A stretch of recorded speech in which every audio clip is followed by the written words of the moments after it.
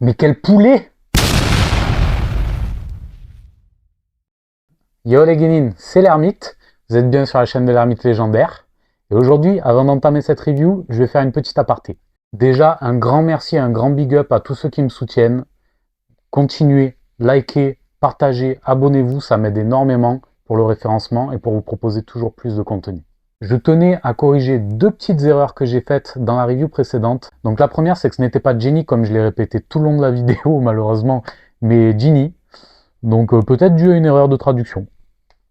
Et la deuxième, c'est que Ginny n'est pas plus jeune que Kuma, mais plus vieille que lui de 4 ans. Bon, Osef, mais voilà, ça a le mérite d'être dit. Autre petite nouvelle, l'ermite a cassé sa tirelire pour vous les guénines. Je vais bientôt recevoir un micro pro, et donc je pourrai vous proposer des vidéos encore plus quali.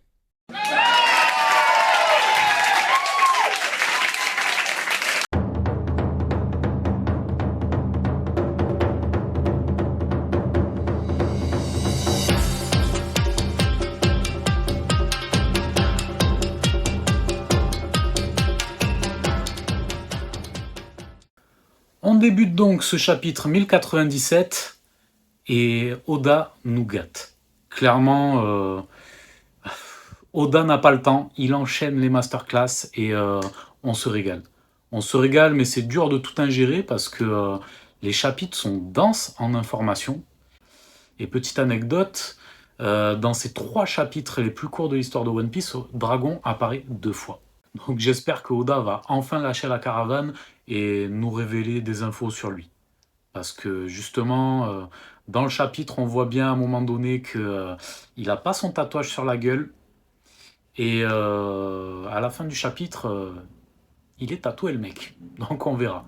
J'espère qu'il nous lâchera des bails là-dessus. Ce chapitre fait partie pourtant des 3 chapitres les plus courts de l'histoire de One Piece. L'un des 3 les plus courts, hein, les gars.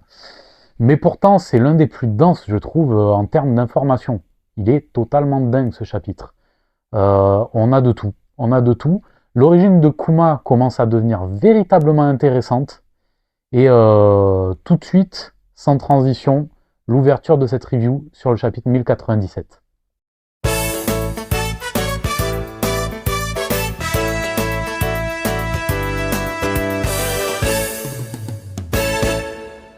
On attaque donc par l'ouverture avec un Kuma pasteur.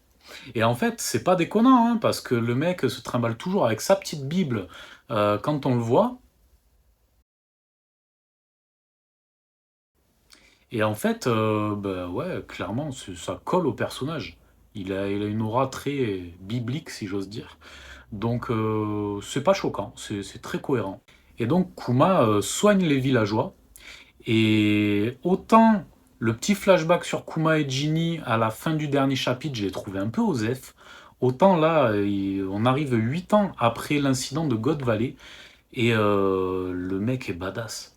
Il prend sur lui toute la souffrance des villageois. Et il encaisse à la manière de Roronoa Zoro dans l'arc Thriller Bark, qui avait grandement touché Kuma, je pense d'ailleurs, hein. Ça a dû lui rappeler un petit peu son propre passé, et ça prend encore plus de sens cette mise en abîme. Et là, Kuma fait ça toutes les semaines. Quand on sait que Zoro est véritablement solide comme gars, et que le mec s'est retrouvé les 4 fers en l'air complètement HS pendant un long moment, et Kuma, lui, toutes les semaines, il prend sa dose de douleur. C'est un gros maso, le mec. Hein. Alors, on a droit à moult ellipses dans ce chapitre. On voit littéralement les deux personnages grandir à vue d'œil, leur relation également. Et Ginny demande Kuma en mariage. Donc Kuma, en tant que boucanier, préfère refuser a priori parce que ça lui rappelle trop son enfance et il veut pas faire souffrir la femme qu'il aime. Et on peut dire que Ginny est vraiment cute quand elle s'inquiète pour lui. Vraiment, elle a un caractère de teigne, mais là, elle est assez choupinette, c'est mignon. C'est mignon.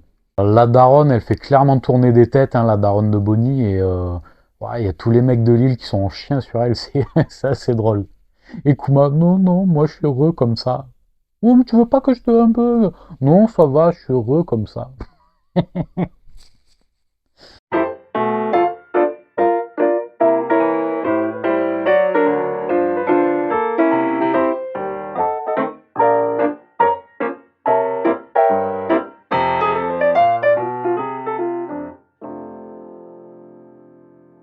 Ah putain, il est fantastique ce Kuma. C'est Winnie l'ourson, le bisounours. Voilà. Ah, Kuma, en fait, c'est Patounman, le roi des patounes. Donc, pour synthétiser au maximum, le roi du royaume de Sorbet est une belle saloperie. Vraiment un pourri comme on n'en fait plus. Et il lèche le cul des dragons célestes, hein, très clairement. Lui, ce qu'il voudrait, c'est qu'il y ait une véritable scission entre les riches et les pauvres. Le royaume nord de Sorbet et le royaume sud où il y a l'église de Kuma et tous les villageois vraiment pauvres. On va dire que le statut du royaume est défini en fonction de la valeur des habitants, est-ce qu'ils peuvent ou non payer le tribut aux dragons célestes, etc. Il y a pas mal de gens sur le royaume de Sorbet qui ne peuvent pas payer ce tribut, notamment les vieux. Voilà, tous les clans d'eau là qui peuvent pas payer le tribut aux dragons célestes, on va les laisser canner, on va en faire des esclaves, etc. Parce que, a priori, les royaumes sont jaugés en fonction du tribut céleste qui paye. Ça fait penser un petit peu au royaume de Goa, en fait, hein, tout ça. C'est un peu sur le même schéma. Et peut-être ça parlera à Dragon, peut-être ça va faire que les deux hommes vont se rapprocher. En tout cas, force est de constater qu'après plusieurs ellipses, respectivement vers leurs 25 et 29 ans, Kuma et Ginny vont intégrer l'armée de la liberté, qui va devenir l'armée révolutionnaire, menée d'un côté par Ivankov et par Dragon, et auquel va venir se greffer Kuma et Ginny. C'est le rêve de Kuma, hein, d'aller libérer les peuples un petit peu et de répandre la justice en voguant sur les mers. Et il va trouver cet idéal en rejoignant la cause de ce qui deviendra l'armée révolutionnaire.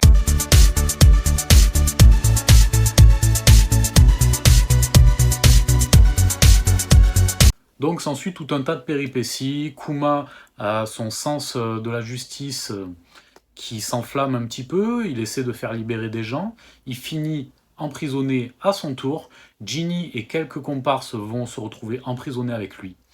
Au final, ils vont être sauvés in extremis par l'armée de la liberté.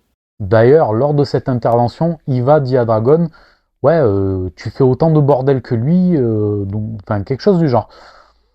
De qui il parlait? Est-ce que c'était Garp? Est-ce que c'était Roger?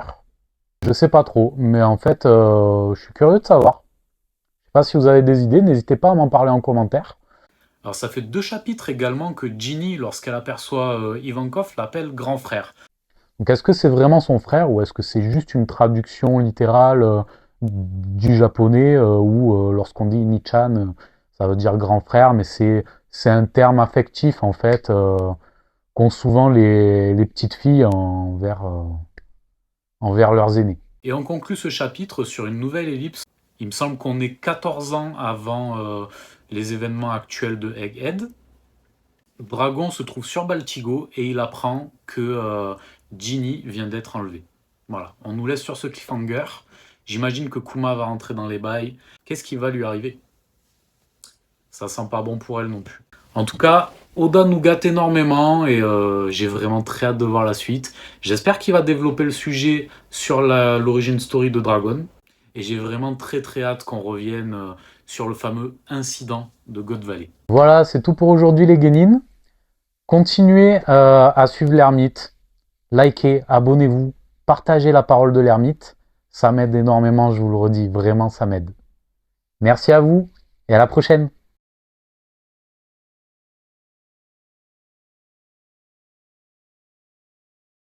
Tu t'es abonné? Tu t'es pas abonné? Abonne-toi!